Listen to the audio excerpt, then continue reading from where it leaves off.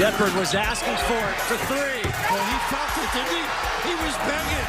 Oh, what a play by Matt Mitchell. To Watson, sees a lane, takes it underneath. Montana three. This is a clinic. This is Aztec basketball. Friends, we are back with another edition of the Aztec Breakdown podcast. I hope you all had a great Thanksgiving. Tron is back with us today. You can follow him on Blue Sky and Instagram and YouTube at Aztec Breakdown. And you also have me hosting, Austin Bolton. You can follow me on all social platforms at It's Austin Bolton. And don't forget to follow the rest of the crew, Carly at Car McGee, Kyle at Call Me Kinslow, and Jacob at Aztec Analytics. Tron, we got into it a little bit before, but how's your long holiday weekend been? It was good. I really miss San Diego sometimes, and especially in the winter times. I tend to miss San Diego a lot. At the same time, it's also always nice to come home, sleep in your own bed type of thing. I didn't get home until about 1:30 this morning. So I'm being fueled on just the excitement of the performance in Vegas is what's getting me through today right now. So it's a good time to be an Aztec fan. Yeah, I hear you on that. I was gone for 9 days for Thanksgiving. I had a work trip and then just went to go see my family after that. And the first night I was back in my bed, it was the best night of sleep I've had in a minute. Anyways, let's get into it. I mean, huge win last night for the Aztecs. They took third place in the Players Era Festival. That netted them $1.15 million to the Mason Collection. That's outstanding. The first game, they beat number 21 Creighton, then lost to Oregon, who ended up winning the whole thing. And then last night, beat number 6 Houston. Tron, what's your biggest takeaway from the Players Era Festival? I think the biggest takeaway has to be that this team can play with anybody. It doesn't mean they're going to every night, right? This team is still young. There's still going to be inconsistencies. There's a couple of like potentially glaring flaws, but when this team is clicking on all cylinders, they can play with everybody, right? They beat number 21 Creighton. Creighton's gonna be out of the top 25 rankings here, and potentially like that one might be a win that's not as looking as good by the time the end of the season comes, but hopefully it's not the case. But Houston should be a absolutely fantastic win. Beating Houston in a neutral floor is amazing. They lost to Oregon by 10, but that's not a terrible loss, especially because Oregon is like the opposite of Creighton. Like they're going to be ranked and that loss will look not bad at all by the end of the season. And if we throw in Gonzaga, that was the biggest loss because they lost by 13. But that game, I thought actually even more so than Oregon, like the Aztecs kind of hung around and showed what they can do. Despite the loss, it very much felt like a moral victory. Like I came out feeling like this team could do something. So they can, when they're hitting, I think this team can play with anybody. It's just going to be a matter of how consistently can they be hitting all at the same time. Yeah, from a schedule perspective too, like Creighton does this sometimes, right? A couple years ago when we were in Maui with them, they kind of went on a big November, December skid, and then their net and their Ken Pom was fine by the end of the season. Oregon looked great. I thought Oregon looked as good as, or better than Houston, quite frankly, and they could be a team on the rise. I mean, they're undefeated now. And Houston, I think they'll be fine too, right? Like that team is super physical, like we were texting back and forth and I sent Tron the Spider-Man meme like, oh, like these are two teams that play exactly like each other. And it was just kind of like playing our big brother a little bit. And I thought that was really good for just these guys continuing to get confidence. Like we saw a little bit out of that Gonzaga. They hung with Gonzaga.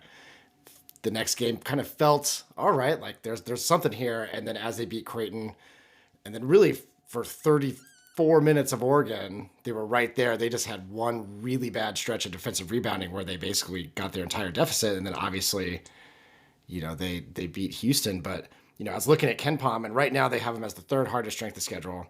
And they have the third hardest strength of schedule, but they also have the 12th best defense and the 73rd best offense. And considering how hard their schedule's been, those metrics I think are going to go way up, right? Like we're going to see some lesser competition, especially in conference play.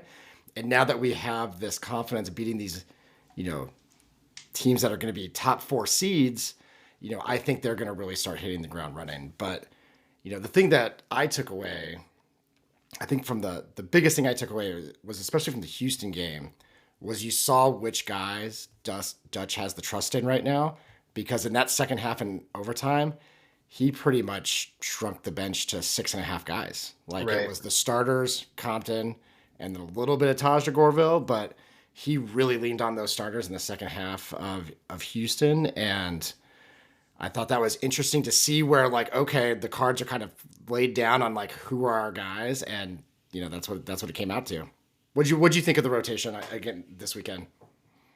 I mean, they won, so so there's that. I thought it was interesting because I don't know what to make of it. You're right that it definitely seemed like Dutch very much shortened the rotation in the second half. Uh-oh, I might be having audio issues here. Oh, I gotcha. There we go. Okay, we're good. Here's what I need to do. I'm going to do this while I'm talking.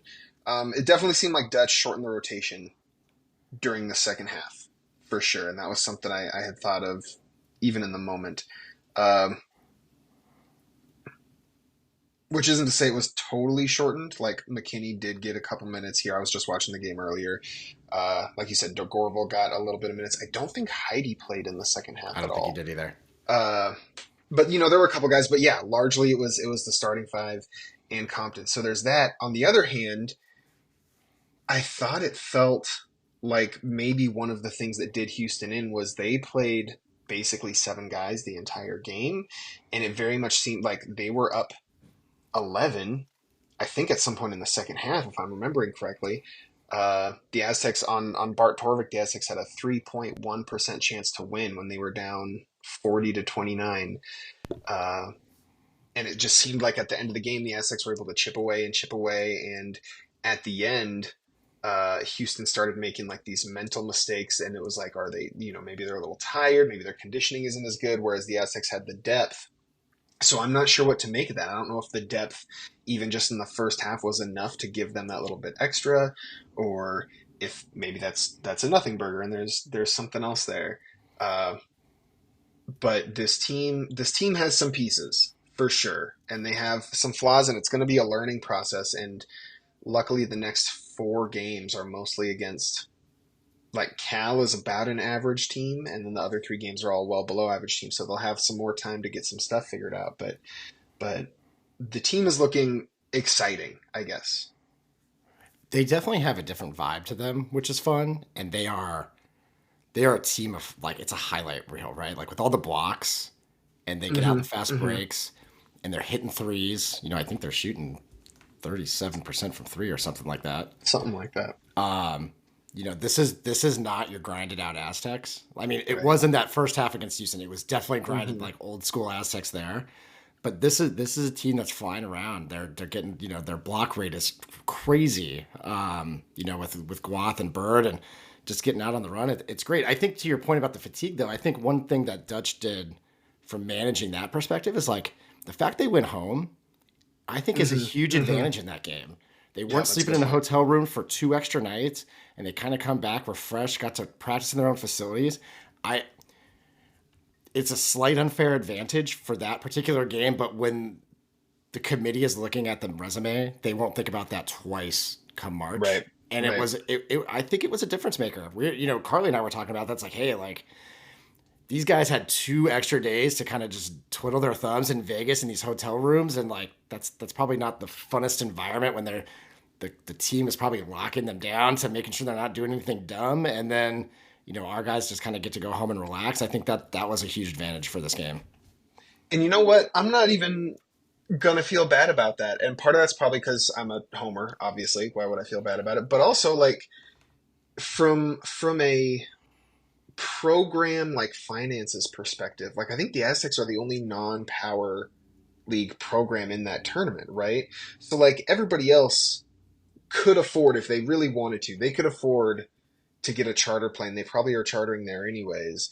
They could probably afford to get a charter plane and get back. It's obviously a longer flight, but if it's a 3 or 4 hour flight versus the 45-minute to 1 hour flight for the Aztecs. Like, in the grand scheme of things, I don't know if it's that different to go home for 2 days. I don't know. I feel like I wouldn't feel that bad about it. Yeah, that's a good point. I mean, those guys were taking Southwest back on Thursday night while all those other teams were Right. definitely chartering around. So, Right. all right, let's get into the guys a little bit. First off, just want to talk on Miles Bird. I had an impossible time trying to find the all-tournament team for the Players Era Festival, but I'm pretty sure Miles Bird was the only Aztec to make it, but they did not post anything, and I just saw that published in his Eagle article. So we're going to start with Miles Bird. You know, he was outstanding last night. I think he had 18 points, 13 of them in the second half. Tron, what has been your overall feeling of Miles Bird and just how much he's taken the reins of this team? You know, what is it, 6 games in or whatever it is? Yeah, I mean, Miles Bird has been something special this season, I think. We're 6 games in. If you go on Bart Torvik, he has a fantastic feature that I wish KenPom had, where you can look up all the players' stats in a bunch of different categories and whatever, and compare them to the other players throughout the conference. And 6 games in, Miles Bird leads the Mountain West in box plus minus, which isn't like the best metric, but it's definitely not the worst either. It's a solid one that you can trust if you want to see what players are having a good impact. It's going to be a good starting place at the very least. And he's first in the conference there, which just shows you how valuable he is. And on top of that, on a maybe less tangible note, like, there's been a number of plays or even like entire sections of games where it feels like Miles Bird just gets this attitude of like, we're not losing this game. Like, I'm not going to allow us to lose this game. And it started against UCSD, like the entire second half felt like that. Like, he was just like, this isn't happening, right? The big rebound, was it at the end of regulation? It was at the end of regulation against Houston. BJ Davis takes a shot, misses, and Miles Bird goes up and gets the offensive rebound and gets fouls and hits both the free throws to tie the game, right? There's just many moments like this across multiple of the games where he's just the dude. And it's fantastic to see, especially from somebody that I know you, and I know Kyle, and I know myself have all been singing his praises all off season and hoping this is what he would be. And he's more or less filled that role and met those expectations, I think. I mean, other than the Gonzaga game, and I'm going to throw that one out because right, it was pretty obvious that he shouldn't have been playing, but he tried to. He was hurt, yeah. But if you take out those in the games that he's played, he's averaged 16 points this season, right? And that would be the leader of the team from a points perspective.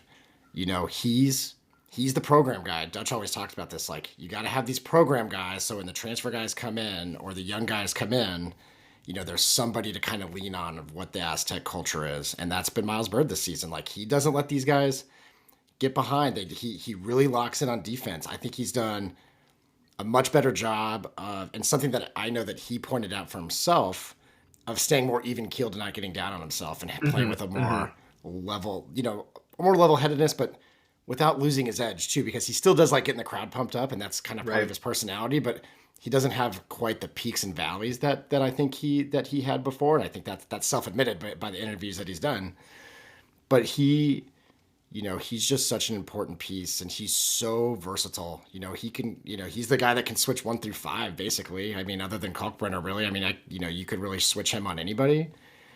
And, you know, this team is going to go as Miles Bird goes. And it even shows in how the Houston game worked out. Like, he kind of struggled in the first half. The Aztecs kind of struggled, and then he kind of picked it up. And then before you know it, he's going off, and, you know, they're up by 5 in overtime. I mean, I think that really shows just how, you know, he's the straw that stirs the drink. You know, that's who that guy is. So, you know, really happy about that. But just want to transition to a newcomer, Nick Boyd, where, you know, he has also been just outstanding this season. 12.8 points a game. You know, he had 6 rebounds last night he had 18 points last night with 6 rebounds and 3 assists. In other games that he has, maybe not necessarily scored the ball as much. He's getting tons of assists, which I think is awesome. And I will say, I really took for granted, I guess, how important I thought Nick Boyd would be on this team as the newcomer and with Miles Bird. But they're really quite the 1-2 punch of he's definitely like the general point guard of the team. And he's Miles is the personality. But man, he loves the big moment. He pumps the crowd up whenever he can. He's really just always trying to fire guys up and kind of in their face in a good way. And I really underestimated how important Nick Boyd would be, but I don't know. What do you feel on Nick Boyd so far? Yeah, I mean, Nick Boyd has had his moments where, the Houston game, I don't remember what his line was, but it was like 12 and he was 12 with 7 rebounds, 6 assists. Right, but the shooting line, he hit like 3 shots out of 13 attempts or something, right? Like it wasn't great. I don't have the line in front of me, but it wasn't great in that mark. And that's not the only game that's happened as well. That being said, he was still, you just said his line, he was still highly impactful. He had, against Houston, he had those 2 back-to-back threes that were huge to kind of build up some momentum and make, as Coach Dutch would say, make Houston feel them a little bit. And my favorite thing about Boyd, I think, in terms of like his play, right? Because he has, like you said, all the gearing up the crowd and everything. I feel like he is really aggressive in his attempts to get to the basket. I love having a point guard that isn't going to settle for a 3-point shot or even like a long jumper. And I feel like it's been a while since we've had one, at the very least, one that's as good as Nick Boyd. Lamont Butler, I think, had that a little bit, but also didn't have the same amount of offensive skill. Malachi Flynn was good enough that him settling for the 3 might have even been better than him going to the rim, honestly. Nick Boyd, I mean, he's shooting fantastic from behind the arc. He's at 42% behind the arc. I think some of that is due to good shot selection because he can get to the rim so often. He does, once he gets to the rim, take some pretty hard shots quite often, and some of them go in and are amazing, and some of them don't go in and you're like, why are you doing that? So there's a little give and take there, but I just love the aggressive mindset. It reminds me a lot of Trey Kell as a senior, and especially like in that run during the Mountain West Conference tournament. Like he felt very similar in that regard. Like he's just going to get to the rim and you're not going to be able to stop him. And if you do, it's because you're leaving somebody else open type thing. So I really love that about Nick Boyd. I think he's been a fantastic addition. And this is, once again, similar to Miles Bird. I think this was more or less what I was expecting from him, which is very nice to see. He loves getting to the left block. Like he does at all costs. He tries to get to that left block for, some kind of layup or a little push shot floater thing. He loves getting in the paint. It's funny. I think he reminds me, and maybe this is lefty bias. I think he reminds me of Matt Bradley and more of a point guard body. Like he can get that shot and he can over dribble every now and then and kind of play ISO ball, but he is, I don't want to say a more willing passer, but because Matt Bradley on those teams had no other choice but to be the guy in ISO. But the vision that Nick Boyd has, along with his kind of ISO ability, I think it's kind of, he's just a version of Matt Bradley if Matt Bradley was a point guard. Right. And I love that for him. I love just how much he's a team leader already. Like, and we've talked about this in his second practice and all the things, but like, you watch those games, like he's not afraid to get into anybody's face and be like, and kind of hold people accountable in the best way. And he's just been I just am very pleasantly surprised on just how much of a direct impact he is having already, because that is not always the case with transfers, Right. I mean, that can be hard. Like look at DT, look at, some of these guys that had a harder time kind of finding their way the first half of their seasons or even their full first seasons. And he's definitely not had that problem. So All right, let's move on to the official leading scorer of the Aztecs. That's BJ Davis. He's averaging 28 minutes, 13.8 points, 4 rebounds, which is crazy. It's, that's our guard rebounding really saves us in a lot of cases, especially when they start kind of after they probably get a little of hell's wrath kind of on them when they have these spells of defensive rebounding. Yeah, But yeah. he's a great rebounder for a guard. 2 steals a game, and he's shooting 50% from 3, which I love his shot. I think he has the most pure shot since Jordan Shackle, but BJ Davis, great against Creighton. They obviously had a game plan to take him out in Houston. What do you think of BJ Davis's performance over the weekend? Yeah, I mean, talking about his shot, it's something that we've seen even before this tournament, but he has such a small amount of dip on his shot, right? When he catches it, pretty much where he catches it is where it's going up from. And I think the amount of dip a player has in their shot gets overblown sometimes. Like, it's not the end of the world if you have some dip in your shot, as long as the shot will go in, but it just makes his release so fast. And to do that without the dip, like, a lot of players find it harder because the dip kind of helps you get into a rhythm. And for him to just catch it and go immediately up with it and still be shooting 50% from deep is fantastic. He is hyper efficient. I think, as I pull it up, he is offensively in the 97th percentile in terms of efficiency scoring the ball. He scores basically 1.3 points per possession because he rarely ever turns the ball over, and when he shoots it, it goes in quite often. So he has been absolutely fantastic to have. We had talked about and heard about his multiple 50, 40, 90 seasons in high school, and I had been very curious to see if that would translate. And it's still very early in the season, but so far it's been translating, and we'll see what happens as opponents start to key in on him more. But between Boyd and Bird, especially, like, if they key in on Davis, I feel like there are other options. So it's looking good. Very, very pleased with what Davis has done. Plus his quickness on defense, right? His steal percentage is crazy. He had 5 steals against Houston. So yeah, he's been a fantastic player. And right now I just find myself, like, the only worry I have about him is, can the Aztecs keep him after this season, basically.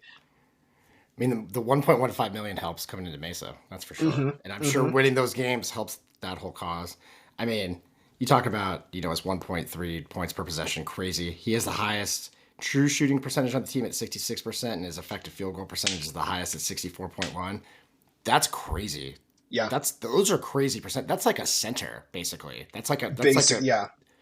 And so that's outstanding. And he's unbelievable. That UCLA scrimmage was not a fluke by any stretch, and he's going to have more games where he goes off like that this season. Here's a question for you, and I didn't put this on the rundown, so it's a little improvisation here. No, you're fine. What do you do with Reese Waters when he comes back with BJ Davis being so effective as a starter? That is such a fantastic question. And I was talking to somebody about this on Blue Sky, and I forget who, so I apologize if you're listening to this. It's not because I don't care, I promise. I think, honestly, you just let them decide it in practice, basically, right? Like, whoever shows out, I don't think, like, you're swapping out, say, like, you're not taking Nick Boyd out and letting Davis be the point guard, I don't think, because that's not what his role's been this entire season. That would be a really weird switch. You could say, like, does maybe Davis stay and Waters comes in for, like, Bird, except for Bird has been arguably the best player on the team, right? So you're not going to do that. So it's really between Davis and Waters. And I don't know. I would expect Waters to need some time to kind of knock off the rust and get back into a rhythm type thing. So I think I would expect Waters to come off the bench at least for a few games. But at that point, I think it's just like who plays better. essentially, and you just kind of let them decide it on the floor. It's a bummer. The one thing in terms of keeping Waters on the bench, the few arguments you would have would be one, Waters has been a great bench player before because he was sixth man of the year in the Pac-12. So like he should know how to do that pretty well. And then two, because this is Waters' last year, you're not really worried as much about upsetting him. You don't want to upset him, obviously, because you want the team to be performing at their highest level, but you're not worried about upsetting him to the point where he might like enter the transfer portal next year. And that could be a thing for Davis. I don't know how much on that his radar that is, but those could be some reasons for leaving Waters on the bench besides just level of play. But I don't know. I think you just get them in practice and get them in the games and let the chips fall where they may. Yeah. Would you ever think about going like small, like where because of the big depth and Heidi so far not working out to how they were envisioning this season? Is there a world where like JCJ goes to the bench or Guath? I don't think Guath will because he's too important as the anchor of the defense, but you go a little smaller with Bird at the 4 and then reset the 3. Is that something that you would consider? Or, do you think Dutch will stick with the 2 big lineup because that's who Dutch is? I mean, I would consider it if it's one of those situations where like both Waters and Davis are looking really good. I would absolutely consider it. I don't know what Dutch will do. I would absolutely consider it. I would probably do. I know Guath is getting all these highlights. I've been low-key kind of disappointed in him, which sounds like super hot takey, and we'll probably get to that later. But I would definitely be open to a lineup of like Boyd, Davis, Waters, Bird, JCJ. Even Guath potentially, but I'll just throw JCJ in there for now. I think getting this team out on the run and scoring early. I know that's crazy for me to say because I've usually been not a big fan of running in the Mountain West, but this might be a team where it's super beneficial for them. So I could see them going small and doing that. Yeah, I'd be open to that for sure. It gives you a lot of options, right? And I think that's important. Like it can give you a lot of looks. And they definitely could have used Reese last night. They kind of needed a 7th guy to really anchor some of that stuff with quick breathers coming in for guards with Taj and Wayne were kind of coming in just to give guys a quick blow and then they were kind of back out. I think Reese would have helped there. I think they do have the luxury of slow playing Reese saying, hey man, like you just broke your foot. Let's just have you come off the bench. Kind of see how it goes, and like you can always kind of rest back on that, saying, "All right, like we're gonna slow play you into this," and just if BJ gets in a slump or somebody, something happens where they need to make kind of a fundamental change, it's kind of waiting in the wings. That kind of happened with DT last year, right? That was last year, right? Where he got hurt and they kind of slow played him back, and then there was kind of an inflection point where it's like, hey, we might need to make a change, and then Dutch made the change. I think you kind of do the same thing with Reese Waters. And you also don't mess around with a foot injury for a basketball player, right? Like that's not something, he's obviously not going to play 30 minutes a night the first month he's even back. So, having that luxury of being able to slow play him a little bit is definitely in their favor, but it just gives them a lot of wrinkles. And I think it's a good look. So any other guys you want to talk about? I only have the 3 down, but where do you want to go with this? Any other guys you want to talk about? Yeah. I mean, I'll try and do just like a couple quick hitters here. JCJ, Jared Coleman-Jones, was a guy who I had highlighted before the Houston game as a guy that's like, if the Aztecs want to win, he's a guy that you want to have a big game because of his combination of passing ability and shooting ability. And he didn't have any assists, but he did have a couple pretty key passes. And he went 3 of 4 behind the arc and had that other one where he banked the shot with his foot over the line. That was insane and crazy lucky. So he had a huge game. And then Pharaoh Compton, those are both JCJ and Pharaoh Compton are guys that Kelvin Sampson, the Houston head coach, mentioned multiple times in his post-game press conference about guys that they were like, he said something like, what were they averaging before this night? Like they were combined averaging like 12 points a night or something before Houston, maybe even less than that. And then they went off for 30 something, I want to say, like 31 points. So that was something he mentioned. And Pharaoh Compton, I've been really impressed with. I think he brings some traits in terms of physicality and just like girth that nobody else on the team really provides. And he has some level of skill to go with it. He's not going to be stepping out and shooting threes or whatever, but he had sometimes, a couple times where he caught the ball in the short roll against Houston and was able to get to the rim and either hit a shot or draw a foul or both. So yeah, highlighting both of those players. Yeah, I thought JCJ really came into his own as an Aztec. I thought in the first handful of games, he's a guy that had a little bit of trouble adjusting.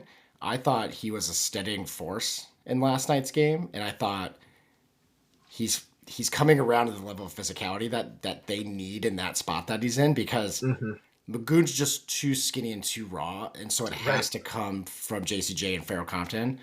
And I think he's kind of finding himself in that, where even in the UCSD game, it was like, oh man, like he was a perimeter player at Middle Tennessee State.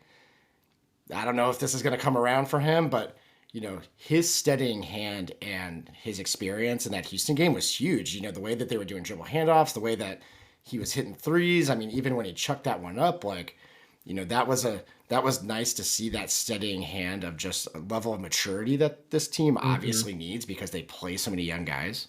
You know, the Magoon thing is interesting because I was listening to the post-game show as we were driving over last night after the game, and we were heading to the football game. And the one thing that, you know, bring up Magoon is that, hey, he is definitely so raw offensively. I don't think anybody's at this point, you know, is, you know, that's just the way he is.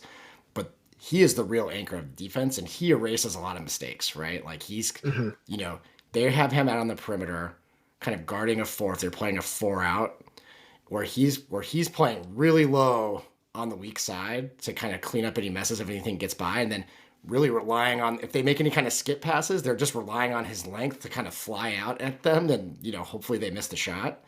And so he has really been a great defensive, I mean, obviously, I mean, the guy averages like 4.5 blocks a game at this point, and, you know, it's what is he at, a 23% block rate or something insane like that? Yeah, it's 19.9 block rate. And so, you know, his offensive game will come, but what he's providing on the defensive side, I mean, it's as good as Nathan Mensah or Skylar Spencer. Any of those guys where we've had these traditional, you know, our traditional rim protectors. I mean, he is definitely that from a blocking standpoint. We just got to get a little meat on his bones so he can get some more rebounds. Have you been pretty impressed with Magoon's defense so far, or is it just kind of been like this guy's just too raw so far? I think it's a mixed bag for me. The amount of blocks he gets, the space he can cover, and things of that nature have been very impressive. And like some of those blocks, like you said, like the ball swings to the weak side and he closes out and he still gets the block, right? So that's fantastic. I think I don't value blocks inherently a whole lot. Maybe not as much as some other fans, because blocks don't always necessarily result in, what am I trying to say? They don't result in like a turnover, basically.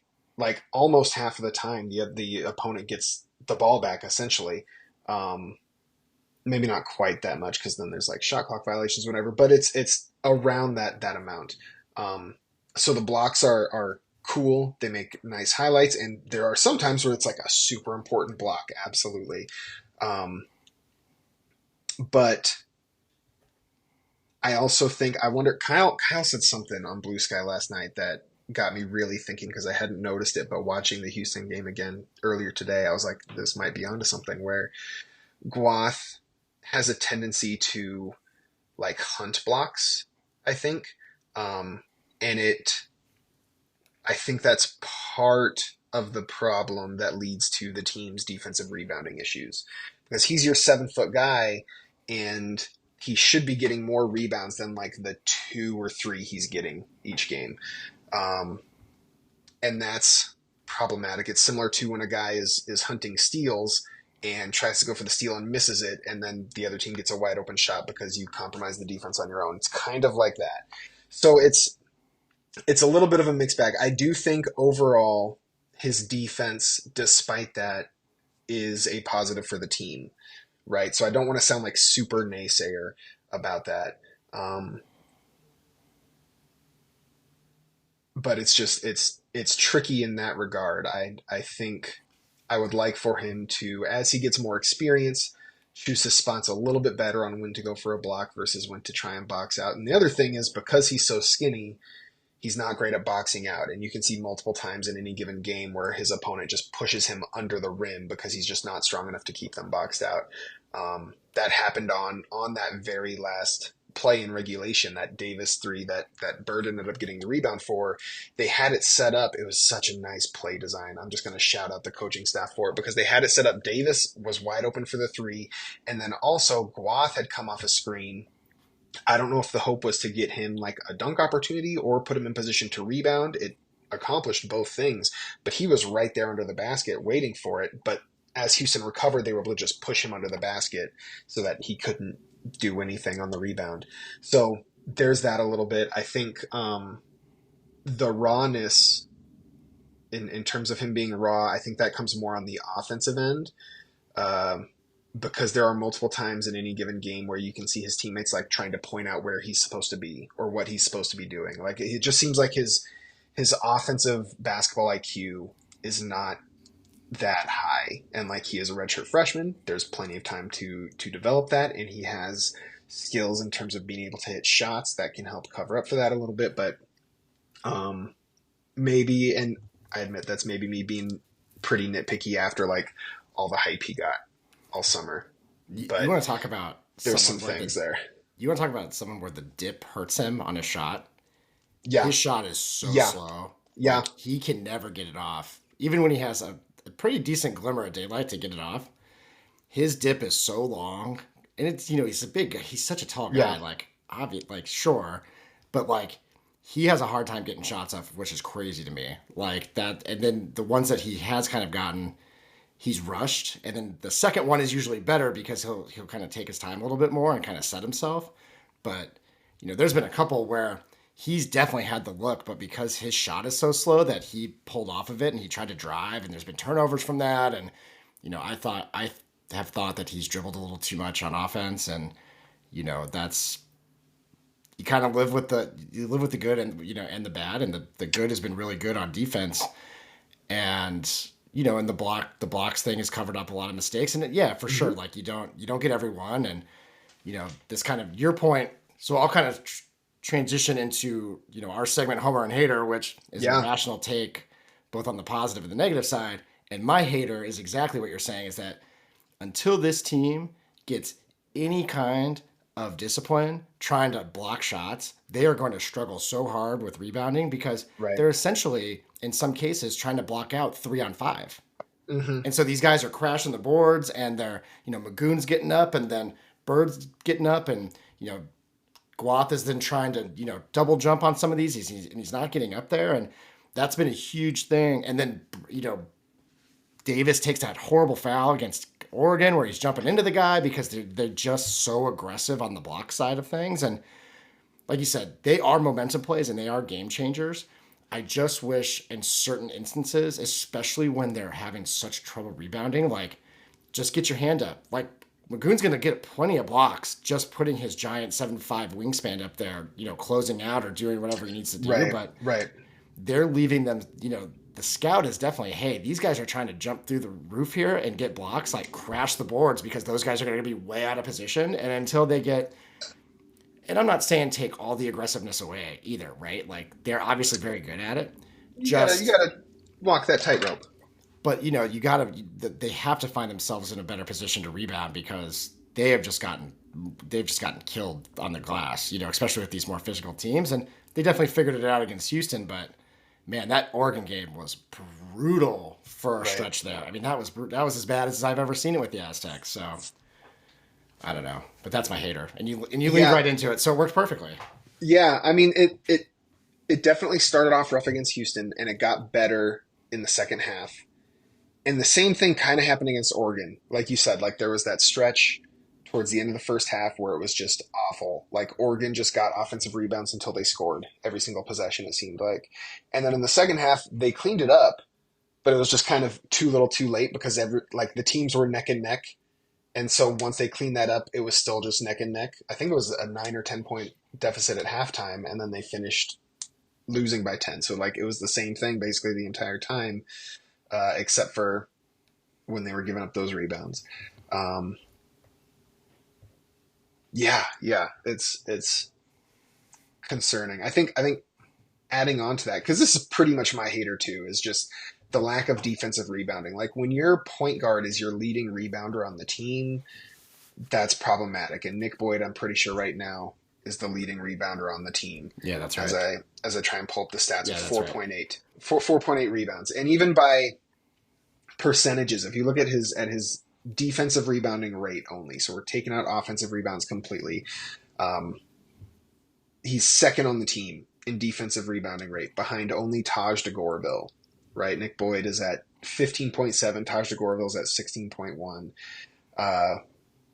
Magoon Guath is at 8.8 as a 7-foot tall player. So Nick Boyd is getting twice as many rebounds as Magoon Guath, and that's not a great recipe. And I talked about some of the reasons why. Some of it is his just level of strength. Some of it, I think, is him going for blocks as much as he does.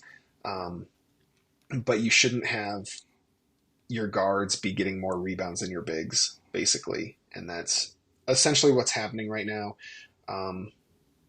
Hopefully they can either fix it, or if not, find a way to make it so that it's like the Oklahoma City Thunder when they had Russell Westbrook, where the bigs are just like boxing out. That way Westbrook can get the rebound and just run up the floor with it.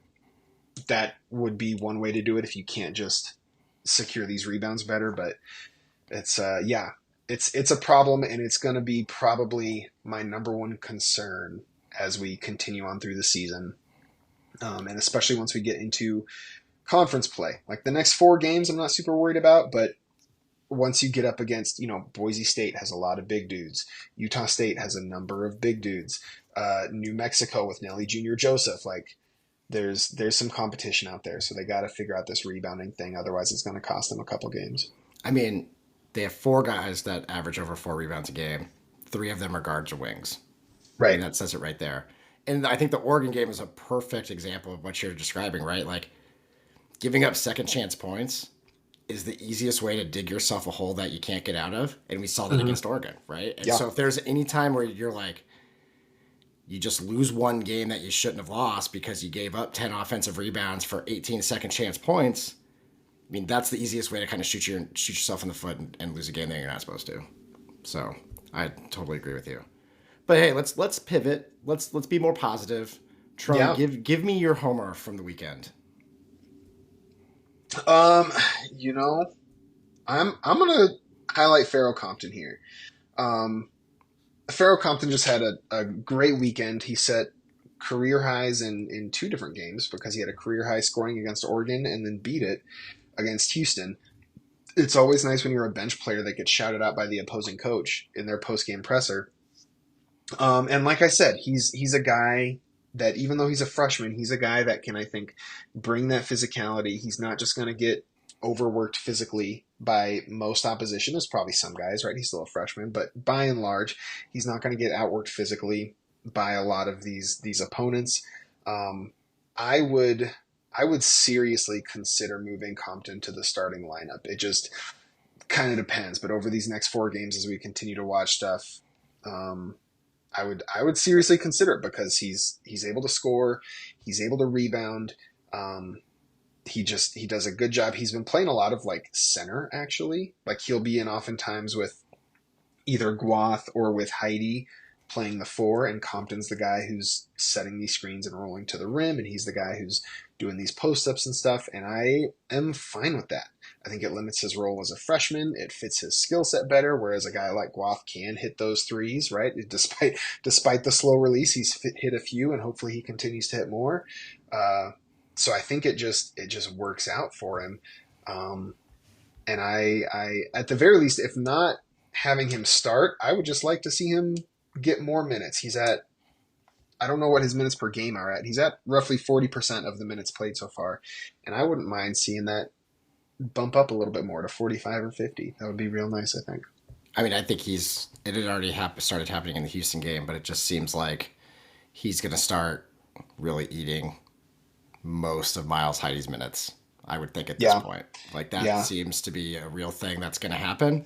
He's earned it. He's playing much better. Like, I don't think there's anybody that can disagree that Farrakhan's not playing way better than Miles Heidi at this point. And, I mean, he's just such a classic Aztec. Like, he really is. So much energy, great defense.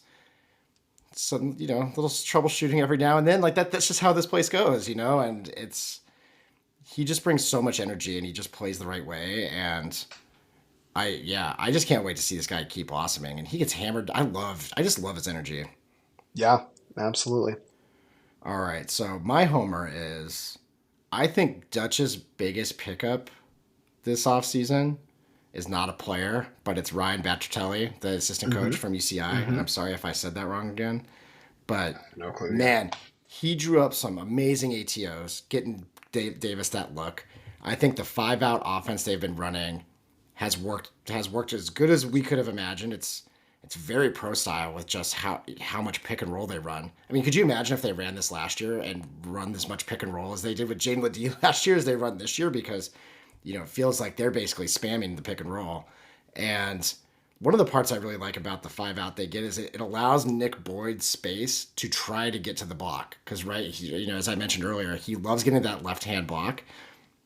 And in other iterations of the Aztec offense, Nathan Mensa's guy would have been down there kind of waiting for him, or Keyshawn's guy would have been down there waiting for him, or, whoever. And it just provides spacing for all three of those, really Boyd, Bird, and BJ, the killer bees, like, to really have some space to get to the rim, because JCJ can shoot it. I mean, he's shooting over 40% from three, I think. And, Magoon, and, they for now are still, respecting Magoon's three. So, I love how they've designed the offense. I think it really allows for us to get to the rim, and we've shot more mid-range jumpers than we kind of did early in the season. There's been a little bit more of that in the last couple games, but they're playing a really analytically friendly offense of just trying to get layups and threes. The one thing they're not doing is getting to the free throw line. That's the only thing analytically they're not doing, is they can't get to the free throw line. But the other two things I think they've done a nice job of. And I mean, the free throw line thing would make sense, right? If you are pulling out opposing big men out of the paint and towards the perimeter, then when you do successfully get to the rim, you're not getting fouled, generally speaking, right? Like, there's nobody there to contest the shot in the ideal scenario there. So I think to a certain extent that makes sense. What I really love, and they did some of this last year, but the plays are definitely different this year.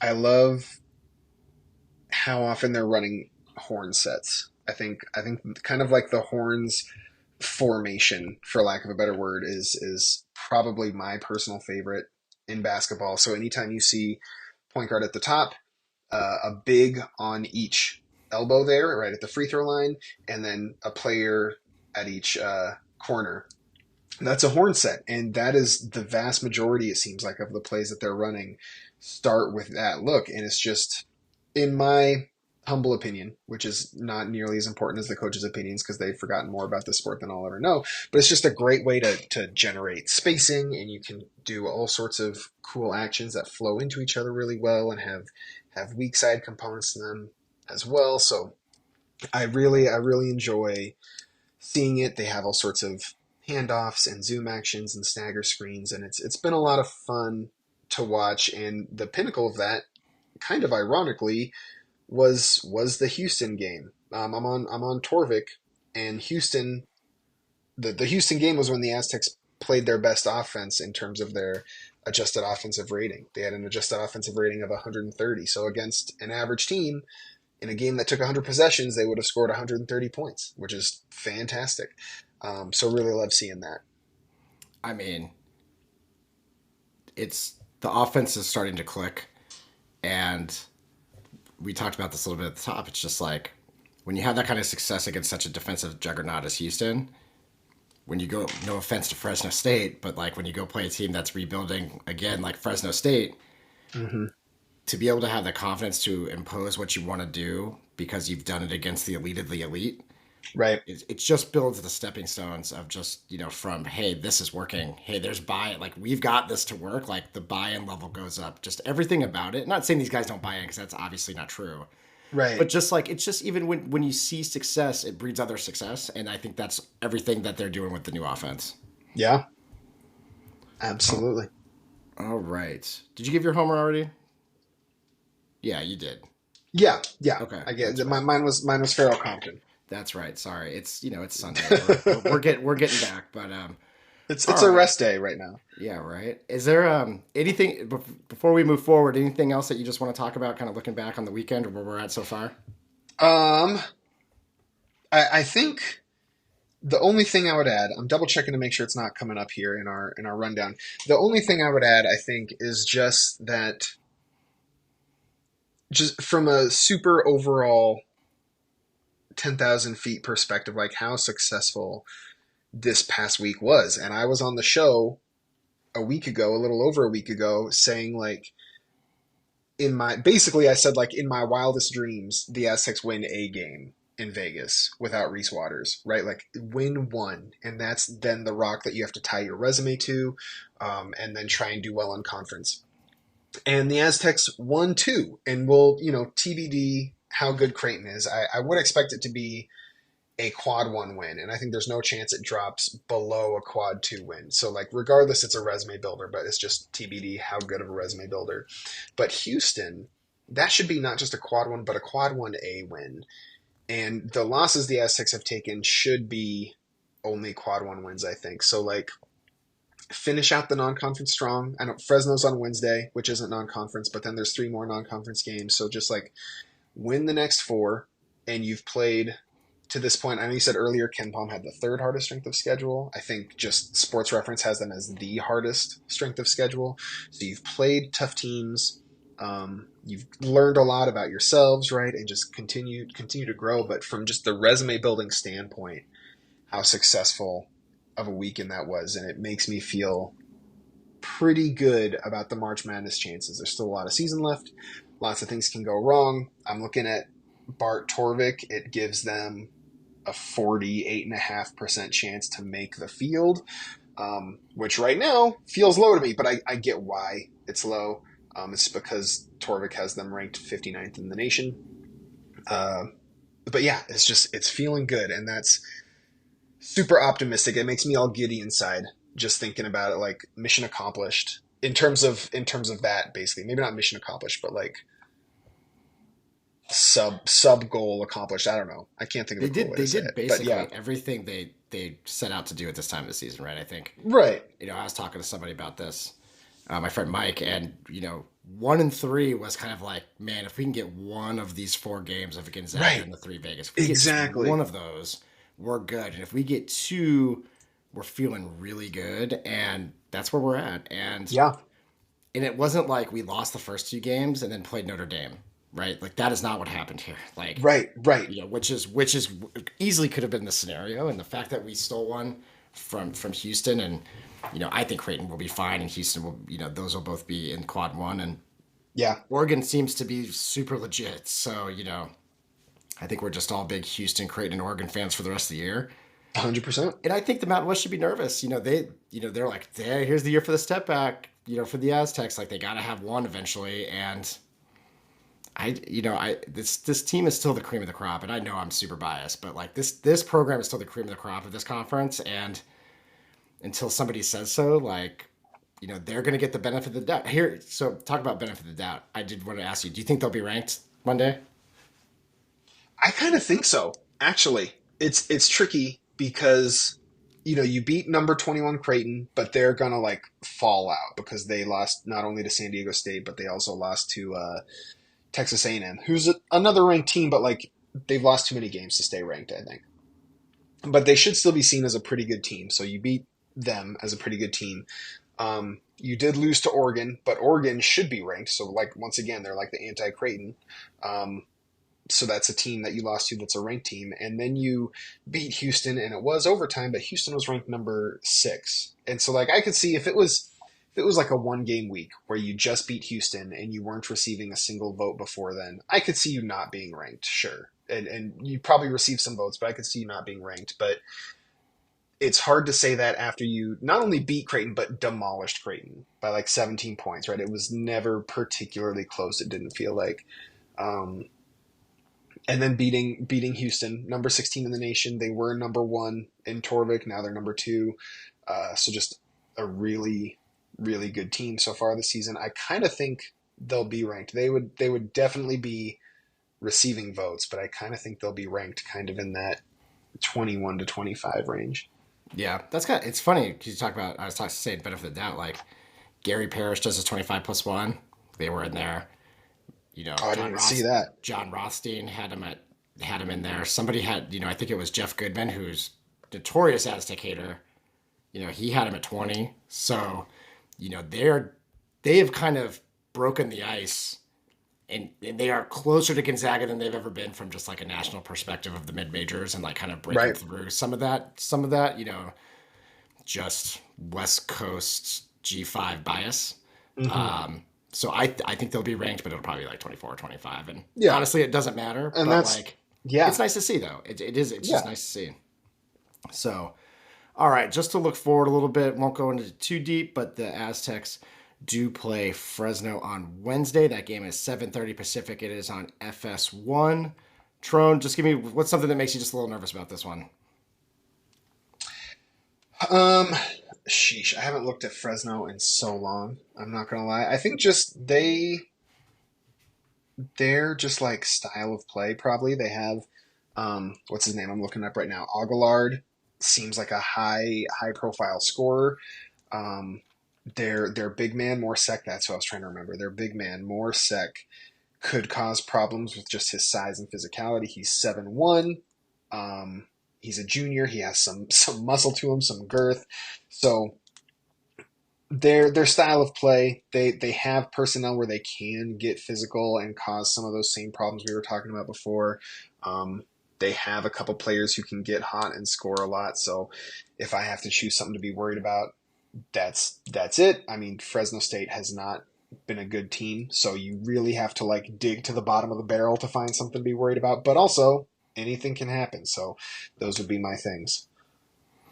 Yeah, I think it's nothing from a talent perspective or anything like that. It's just not to have a huge letdown after a huge win in a big time, big spotlight kind of place. And now you're going to Fresno on a Wednesday night in December. Like, we gotta make sure we're not in any kind of just like relax mode a little bit. I mean, it'd be a little bit natural. I think if this game is tied, like at the 8-minute timeout in the first half, I would not be surprised, right? Like, I think that's just something that we could see. But, on the flip side though, just looking at something that's optimistic, I mean, right now we have the 12th best, the Aztecs rated the 12th best defense in the country by Ken Pom. Mm-hmm. With a really ridiculous schedule. We played Gonzaga, and Fresno has, I think it may be the worst offense at 337.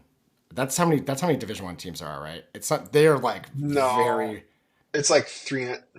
I feel like it's way more. I feel like it's like 360 something. Oh well, either way, they are like. But it's really bad, yeah. Yeah, so they're in the bottom 1% of offenses based on Ken Pom. So just with their defensive principles alone, should that can win them the game. I think they'll start. I think it'll probably be one of those games where they start slow, but just the talent and the just established what they're doing, especially on the defensive side, are going to win them the game. That's what makes me optimistic. But Tron, what's something optimistic for you that you're seeing? I mean, I'll echo that a bit. I think one of the things that really stuck out to me about Nick Boyd in the offseason was he talked about that exact thing you're talking about, but on like a season-long scale, where he's with FAU, they make it to the Final Four, and then the next year they're ranked in like the top 10 or 15 in the AP top 25, and the expectations are super high. And he saw like people and potentially maybe even himself start to like settle in and be like, this is how, like, we just are here, right? We don't have to work for this anymore, basically. I'm super paraphrasing. And I think having lived through what happened to FAU that year, which they still made the tournament, they were still good, but like did not live up to those expectations. I think having a leader like Nick Boyd will help, not just with the Fresno State game, but just with all the games in general, help to alleviate some of that. And like, no, we still have to come out and treat this game as just as important as every other game, basically. Yeah. Because in the grand scope of things, it is, right? A loss like this negates at least one of, if not 1.5 of those wins in Vegas. So it's an important one. No, you're exactly right. I think, he's talking about like the disease of more, Pat Riley is saying from the Showtime Lakers. Yeah. Like, when you win, everybody wants a little bit more, and they want to be more of the focus and less of the work. And it's just, that's just how those things roll. And the way that he's so just verbally in charge of that group, if, when there's like, the way he holds them accountable is crazy. He even went at Miles Bird, like, just like, hey, like, I need you to, and they were in one of their short huddles out of free throw, and you could just, he's not afraid of holding people accountable. And in a situation like this, there are other landmines like this out there in the Mountain West.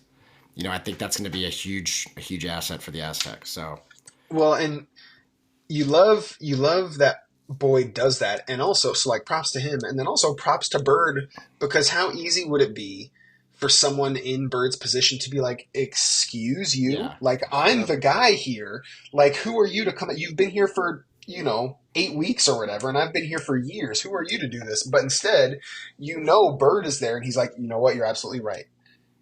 So like, props to both of them for that, and that just makes them both good teammates, but also good leaders. So it's All right. With that, Tron, you got anything to plug? Anything coming up on East Village Times or anything on MWI or anything like that coming up? I have nothing coming up in the short term. No. Nice. Well, yeah, that means we'll be podcasting. So yeah, that's the hope, is to just try and pod more. I might try and, because I have that podcast studio now, I've been debating trying to get in the studio more and do like a show like this potentially with you guys every week, and then also do a show that like zooms out and looks at the conference, because I like having that context there to put just into perspective what the Aztecs are doing, right? It's one thing to say like, this number is really good. It's another thing to compare what's happening with your competition, and I like that. So that's something I'm hoping to do, so I guess I can plug that, but I also don't like to plug things that I haven't done yet. So hey, you're just holding yourself accountable. It's all good. Hopefully. I mean, yeah, and then for me, it's just, support your NIL collectives. Obviously, that's important. Check out the women's team. They're 8-1. They beat Wisconsin in their MTE, and they took Providence to the wire and beat VCU. They're looking great. They're like 10 deep, 10 legit deep. It's a super fun team to watch. And yeah, if you get a chance for away games, check out Novo and Mission Valley.